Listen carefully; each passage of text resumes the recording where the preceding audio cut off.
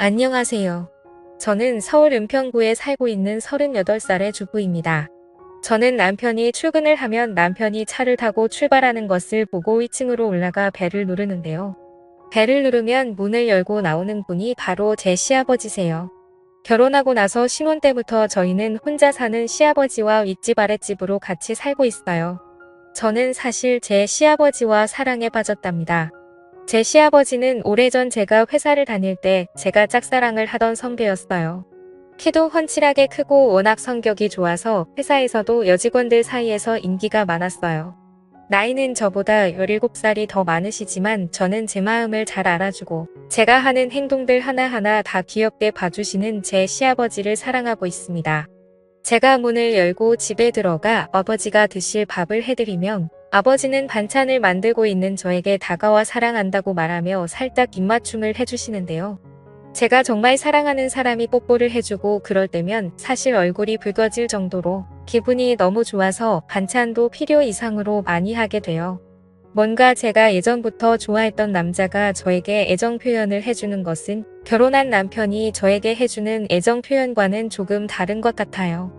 남편이 아침을 안 먹고 나가면 저는 그 반찬들을 통해 시아버지네 집으로 가져가 같이 먹고 커피도 한잔하면서 둘만의 시간을 보내곤 해요. 남편은 저와 시아버지가 이렇게 지내는지는 모르고 있었어요.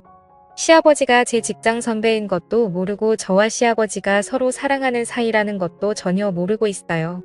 그래서 들키지 않게 조심해야 하는데 그게 너무 마음처럼 잘 되지는 않네요. 가끔 시아버지가 남편이 집에 있을 때 오셔서 같이 과일을 먹거나 차를 마시게 되면 혹시나 남편이 눈치를 챌까봐 두려웠어요. 남편의 집에 도착하는 시간은 항상 7시 반이어서 그때까지는 저와 아버지는 항상 붙어 있을 수 있었어요. 같이 영화도 보고 책도 읽고 차도 마시면서 즐거운 시간을 보내기도 하는데요. 가끔 시아버지는 저에게 입맞춤을 한다던가 그러면 얼굴을 붉히면서 시아버지의 가슴팍에 얼굴을 묻으며 손으로 탁하고 나무라기도 합니다. 보통의 시아버지와 며느리는 아주 어려운 관계라고 하던데 저희는 그 정반대에 해당이 되는 관계였어요. 사실 남편을 처음 만난 거는 공연장이었어요. 제가 좋아하는 가수의 공연장에 갔는데 거기서 남편을 만나 1년 반의 연애를 하고 결혼을 했는데 그 사람의 시아버지가 제가 사랑하던 선배였다는 것을 알고 정말 충격에 빠지지 않을 수 없었어요. 처음에는 이런 말도 안 되는 일이다 라고 생각을 하고 그냥 시아버지로 생각을 해야지 했어요. 그런데 마음은 그게 안 되더라고요. 자꾸 남편이 출근을 하면 그 사이에 시아버지에게 가서 있고 싶었어요. 시아버지도 처음에 제가 며느리로 찾아왔을 때 정말 이건 있을 수 없는 일이라고 들킬까 봐 조마조마했대요. 그런데 이렇게 아들이 출근을 하고 나서 아무도 없을 때 둘이 있게 되니 너무 좋아서 아무 생각도 안 난다고 해요. 정말 한 쌍의 연인처럼 그리고 남편보다 더 부부같이 생활을 해서 정말 시아버지가 제 남편이었으면 좋겠다고 생각을 할 때가 많아요. 그해 여름에 저와 시아버지는 결국 실수를 해버리고 말았어요. 제가 연애 때처럼 시아버지의 집에 가서 문을 열고 들어가서 시아버지가 드실 반찬을 만들어 냉장고에 넣고 혹시 시아버지가 깨셨는지 궁금해서 방으로 들어가 보았어요. 그런데 시아버지는 러닝 하나에 속옷만 입고 주무시고 계셨어요. 저는 그런 아버지를 사랑스러운 눈빛으로 바라보고 있었는데 그때 시아버지가 눈을 뜨고 저를 보는데 그만저도 모르게 아버지에게 다가가 버렸어요. 그러자 시아버지도 제 속마음을 표출한 것에 호응을 해주셨고요. 그렇게 우리는 사고를 저질러 버렸어요. 저와 시아버지는 그때부터 남편 몰래 만남을 이어오고 있습니다. 처음에는 그냥 너무 사랑해서 한 번만 실수했다라는 생각으로 시작했는데 점차 그런 생각은 없어지고 둘만의 즐거움으로 변해갔어요. 이제는 남편한테 들켜도 상관이 없다는 생각이 들었습니다. 시아버지는 그런 저를 보고 자기는 그런 걸 원하지 않는다고 우리는 더 이상 이렇게 지속이 되면 안 되는 사이라고 말했지만 저는 그 말을 그냥 흘려들었어요. 저는 시아버지와 팔짱을 끼며 하고 싶은 것들을 했어요. 그렇게 계속 저희가 만나고 있다는 것을 남편이 알게 되었어요. 남편이 외근을 가다가 저와 시아버지가 같이 있는 것을 보고 수상하게 생각하여 길을 따라오다가 결국 저희가 같이 호텔로 들어가는 것을 보게 된 거예요. 정말 아니라고 부인할 수 없는 증거를 잡히게 된 거예요. 남편은 호텔에서 저와 아버지를 보고 저는 잘못했다고 무릎을 꿇고 울면서 빌었지만 남편은 받아주지 않았어요. 남편은 도련님과 아가씨에게도 이 사실을 모두 다 말해버렸고 저와 시아버지는 그때부터 지옥이 뭔지 알게 되었어요. 남편은 우리가 사는 아파트부터 시작해서 단지 내에 저와 시아버지가 자기 몰래 쓰레기 같은 불륜을 저질렀다. 남편을 버리고 시아버지와 그딴 만남을 한 추악한 여자다 등등 소문을 퍼뜨리고 다녔고 밖에 나갈 때마다 사람들의 수근거림과 조롱과 멸시를 들어야 하는 비참함을 느끼게 해주었습니다. 저는 그런 말을 들어도 그냥 참을 수 있었지만 제가 사랑하는 제 시아버지가 그런 말을 듣는 것이 너무나도 참혹하고 지옥보다 더 고통스러웠습니다. 입소문이 한 번 퍼지니까 정말 무서울 정도로 빨리 퍼지고 또 넓게 퍼지더군요. 저희가 사는 아파트 단지뿐만이 아니라 그 옆에 있는 아파트 단지에도 이런 사실이 퍼지면서 어딜 가나 바람핀 여자라고 소문이 돌았어요. 고작 앞에 있는 편의점에 가도 편의점 알바생과 주인이 저를 이상한 여자로 보고 뒤에서 수근수근 대는데 정말 창피하고 얼굴을 못 들고 다니겠어요. 저는 남편에게 차라리 이혼을 해달라고 요구를 했습니다. 이러는 거 너무 힘들고 정신적으로 너무 스트레스를 받는 거는 둘 다 똑같으니까 서로를 위해서 이혼을 하자고 했습니다. 그런데 남편은 이혼을 안 해주겠다고 했습니다. 지금 자기가 이혼을 해주면 자기만 머저리처럼 저를 위해 돈 벌어다 준 것밖에 안 된다고 자기보다 더 고통을 받아야 한다고 했습니다.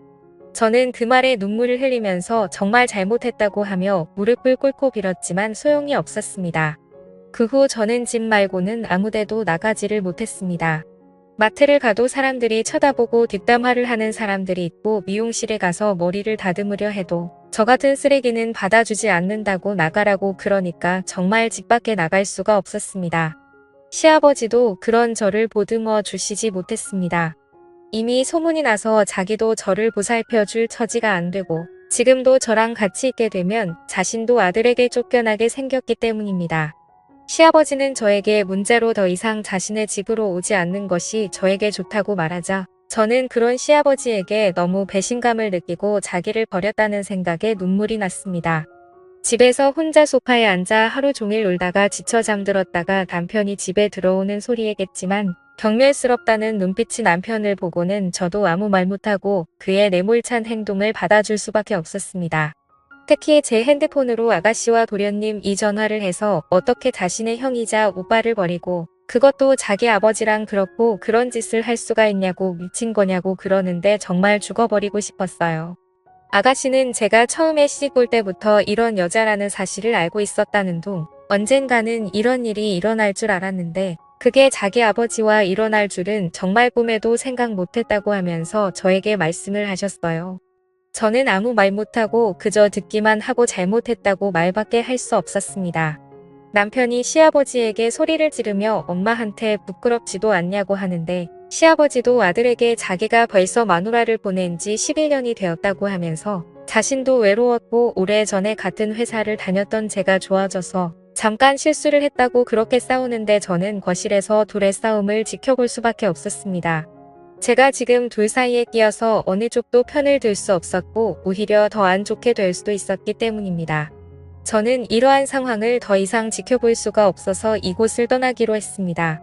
남편은 이혼을 안 해주고 제가 바람핀 대가를 치르게 해주겠다고 했으나 저는 결국 그 대가를 다 받지 못하고 저 혼자 살겠다고 새벽에 남편이 자고 있는 사이에 집을 나와 예전에 친구와 살았던 곳이 홈으로 들어갔습니다. 남편이 전화가 왔지만 받지 않자 문자로 저 혼자 살겠다고 그렇게 나갔다고 나중에 후회하지 말라고 하는데 그 말이 현실이 되더군요.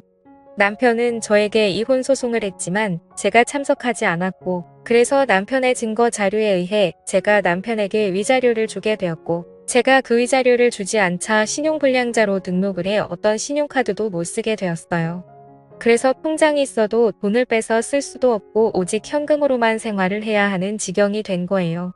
직장도 다니지 못하고 아무 일도 못하니까 돈도 못 벌고 먹을 것도 못 먹는 상황이 되니 제가 저지른 잘못이 얼마나 큰 잘못인지 알게 되더군요. 이 글을 읽으시는 분들은 저처럼 바람을 피지 마세요. 한번 잘못된 선택을 하는 순간 그 뒤부터 정말 힘들어집니다. 그러니까 사랑해서 결혼을 한 배우자와 평생을 같이 하시고 다른 그 어떤 이성에게도 마음을 주지 마세요. 오늘의 사연은 여기까지입니다. 오늘의 사연을 듣고 여러분들은 어떤 생각들을 하셨나요? 여러분들의 생각들을 자유롭게 댓글로 공유해 주시면 감사하겠습니다. 저는 더 재미있는 썰 이야기로 돌아올 것을 약속드리며 오늘 영상은 여기서 마무리하도록 하겠습니다. 오늘 영상도 시청해 주셔서 대단히 감사합니다.